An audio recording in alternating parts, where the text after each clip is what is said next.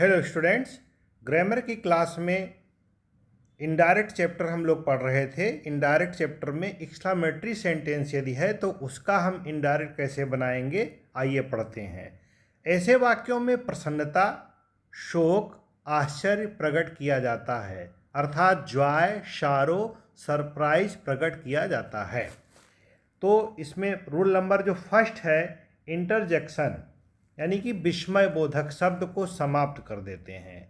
जो विस्मय बोधक शब्द होता है उसको हम समाप्त कर देते हैं, क्योंकि इनके भाव रिपोर्टिंग वर्ब में अस्पष्ट हो जाते हैं। जब हम रिपोर्टिंग वर्ब को बदलेंगे तो उसी में इनके भाव आ जाएंगे। इंटरजेक्शन जैसे हुर्रा है, हुर्रा से क्या प्रकट होता है? खुशी प्रकट होती है, से जॉय हो जाएगा। एलास आया है तो एलास क्या दिखा रहा है? दुख दिखा रहा है, तो इससे क्या हो जाएगा? सारो। व्हाटा तथा हाउ से सरप्राइज हो जाएगा। कहीं पर व्हाट ए लिखा है या हाउ लिखा है तो क्या हो जाएगा? सरप्राइज। तथा ब्रेबो से अप्रूवल हो जाता है, ये होता है। अब अगला नियम है, इन्वर्टेड कामाज को हटा देते हैं, दैट में बदल देते हैं। दैट का यूज होता है, कनेक्टिव वर्ड दैट का यूज करते हैं। नोट ऑफ एक्सप्लेनेशन यानी कि विस्मय बोधक जो निशान होता है, नोट ऑफ एक्सप्लेनेशन जो होता है, मार्क ऑफ एक्सप्लेनेशन कह सकते हैं, को बदलते हैं और फुल स्टॉप का प्रयोग करते हैं। ठीक है, अर्थात एक्सक्लामेटरी सेंटेंस को असर्टिव सेंटेंस में बदल देते हैं। जब रिपोर्टेड स्पीच को हम इनडायरेक्ट में बदलते हैं तो बदलने के बाद वो असर्टिव मोड में हो जाता है। अगला नियम आपका कहता है, पर्सन और टेंस का परिवर्तन असर्टिव सेंटेंस के ही तरह होगा। पर्सन और टेंस उसी तरह होगा, प्रोनाउन का चेंज भी उस असर्टिव सेंटेंस की तरह होगा। बस रिपोर्टिंग वर्ब को कहाँ पर क्या बदलना है, ये चीज़ खास होती है।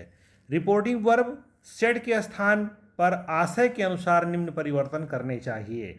जैसे अगर आप रिपोर्टेड स्पीच पढ़ रहे हैं और उससे जो विचार व्यक्त हो रहा है उसी के अनुसार आपको रिपोर्टिंग वर्ब को बदलना चाहिए। यदि प्रसन्नता प्रकट की गई है तो एक्सक्लेम्ड विथ जॉय होगा। एक्सक्लेम्ड मीन्स क्या होता है? चिल्लाना। कहीं पर एक्सक्लेम्ड मीन्स क्या होता है? चिल्लाना।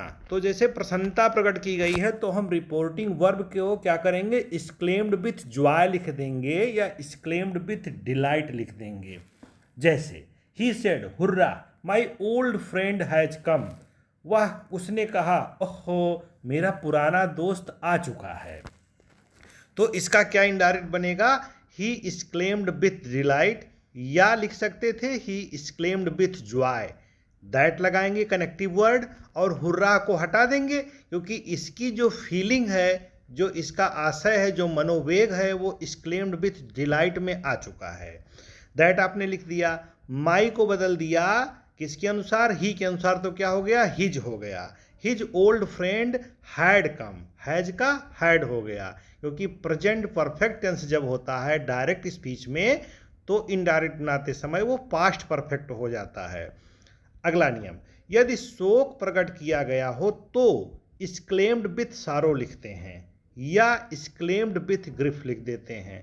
ठीक है, जैसे he said alas I am ruined, उसने कहा हाय मैं बर्बाद हूं या मैं बर्बाद हो गया, ऐसे समझे। तो उसने क्या कहा? ही एक्सक्लेम्ड विथ सारो, वह दुख से चिल्ला उठा।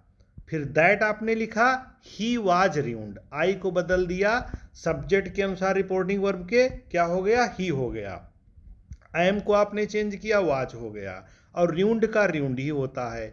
यदि वाक्य में किसी की प्रशंसा की गई है तो प्रेज्ड या अपलोडेड आदि शब्द का प्रयोग करते हैं, अपलाउडेड आदि शब्द का प्रयोग करते हैं। जैसे ही सेड टू अस, उसने मुझसे कहा bravo you have done well, तो शाबाश तुमने बहुत अच्छा किया, इसका अर्थ हुआ। तो इसका क्या होगा? He applauded us saying that we had done well, वो हमारी प्रशंसा करते हुए बोला कि हमने अच्छा किया। एक्सक्लामेटरी सेंटेंसेज जब व्हाट ए या हाउ से आरंभ हो तो इनके द्वारा अधिकता प्रकट की जाती है। व्हाट ए या हाउ से होती है। ऐसी दशा में इन शब्दों के स्थान पर वेरी या ग्रेट आदि शब्द लगा देते हैं। कहीं पर हाउ का प्रयोग हुआ है या व्हाट ए का प्रयोग हुआ है रिपोर्टेड स्पीच में, इनडायरेक्ट जब बनाएंगे तो हम वेरी या ग्रेट लिख देंगे। और इसके बाद में नाउन आता है तो उसे व्हाट ए या हाउ को ग्रेट में बदल देते हैं। जब नाउन आएगा तो व्हाट ए या हाउ को ग्रेट में लिखेंगे, और परंतु इसके बाद यदि एग्जेक्टिव आएगा तो क्या लिखेंगे, वेरी लिखेंगे। क्लियर? मतलब नाउन आने पर ग्रेट और एग्जेक्टिव आने पर वेरी लिखेंगे। इस प्रकार के वाक्यों में रिपोर्टिंग वर्ब सेड को एक्सक्लेम्ड में बदल देते हैं। जैसे रूल का प्रयोग है यहाँ पर, Ram said to me how fast you are walking.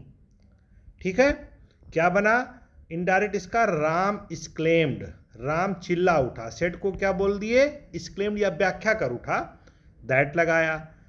I was walking very fast, fast शब्द क्या है, एग्जेक्टिव है ना, तो जब एग्जेक्टिव आएगा इन डायरेक्ट स्पीच के, रिपोर्टेड स्पीच में, डायरेक्ट स्पीच के, तो वहाँ पर हम वेरी का यूज करेंगे। तो हाउ के स्थान पर क्या हो गया, वेरी हो गया, क्योंकि फास्ट जो था वो एग्जेक्टिव है। यही कोई नाउन होता तो ग्रेट हो जाता। अगला example, he said what a fool I am, what a fool I am. इसका क्या बनेगा indirect, he exclaimed that he was a great fool, he was a great फूल।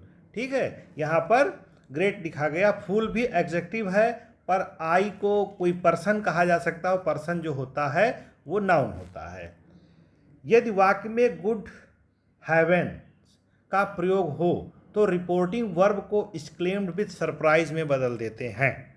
किस में बदल देते हैं, रिपोर्टिंग वर्ब को एक्सक्लेम्ड विथ सरप्राइज में बदल देते हैं। जैसे good heaven I have dropped my key somewhere he said, हे भगवान मैंने अपनी चाबी कहीं खो दी है, उसने कहा। तो इसका क्या बनेगा indirect, he exclaimed with surprise, वो आश्चर्य से चिल्ला उठा, या कह सकते हैं विचलित होकर चिल्ला उठा, that he had dropped his की समवेयर, उसने अपनी चाबी कहीं गिरा दी, उसको पता नहीं है। ये रहा एक्सक्लेमेटरी सेंटेंस के नियम, और इन्हीं पे आधारित आपको अन्य दिवस में, अन्य डेज में, अदर डेज में, कमिंग डेज में एक्सरसाइज कराई जाएगी। तो अब यहाँ पर जो रूल्स हैं इनडायरेक्ट के वो ख़त्म होते हैं। अब एक्सरसाइज डे बाय डे आपको पढ़ाया जाएगा। आप अभ्यास करते रहें। शुद्ध इंग्लिश लिखने, पढ़ने और बोलने के लिए ग्रामर का ज्ञान जरूरी है, वो यहाँ पर कराया जा रहा है। Thank you.